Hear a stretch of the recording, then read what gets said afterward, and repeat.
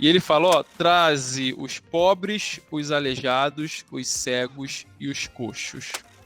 Preste atenção nisso aqui. Os pobres nunca são convidados para os banquetes. Os mutilados não se casam. Os cegos não saem para examinar campo. E os coxos não experimentam bois, não conseguem andar atrás dos bois. Então, cara, olha que coisa fantástica. Assim como aquela mulher pecadora, cada atitude daquela mulher compensa uma omissão de Simão, aqui também, cada pessoa que o Senhor manda chamar é uma resposta direta à afronta que foi recebida. Ele fala, chama os pobres. Por quê? Porque pobre não é convidado para banquete. Então eu convidei, o povo não veio, eu vou chamar quem normalmente não é convidado, porque eles vão dar valor para o convite.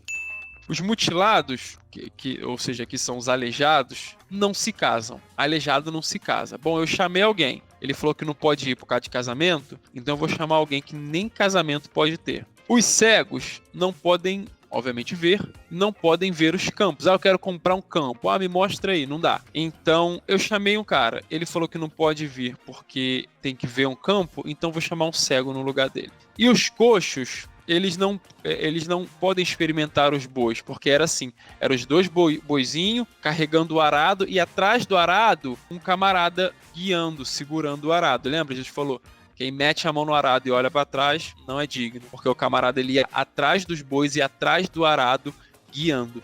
Ele fala, bom, o camarada não veio porque ele tem que ir lá, né, mexer com os boizinhos, então eu vou chamar coxo, que nem isso pode fazer. E aí você vê que Jesus chama pessoas, e eu não tô acreditando que o meu vizinho tá ligando o som dele agora. Espero que não seja verdade. Ele chama pessoas que nunca poderiam dar aquelas desculpas que aquele povo deu para ele. Nunca.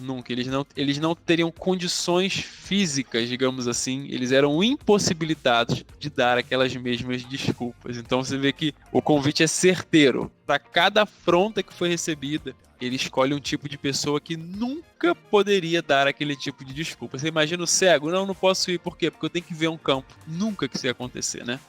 Então é bem específico. E essas pessoas que ele convida, cegos, pobre, aleijado, coxo, eles eram especificamente quem? Os proscritos da casa de Israel. Aquele povo que era judeu, mas que não estava dentro daquele clubinho que participaria do banquete lá de Isaías 25. Lembra que eu falei que conforme o tempo foi passando, as traduções e retraduções do texto foram excluindo os gentios, excluindo os proscritos e deixando só um grupo bem seleto? Muito provavelmente esse grupo bem seleto é a quem Jesus se refere quando fala que foram convidados, né? E aí agora que esses convidados rejeitaram o convite, ele chama os proscritos. Por isso que é importante aquela parte, sai pela rua da cidade. Então nesse primeiro momento Jesus está falando dos proscritos de Israel. E aí, vamos lá. E o servo disse, Senhor, o que tu mandaste foi feito, e ainda há lugar. E o Senhor disse ao servo, sai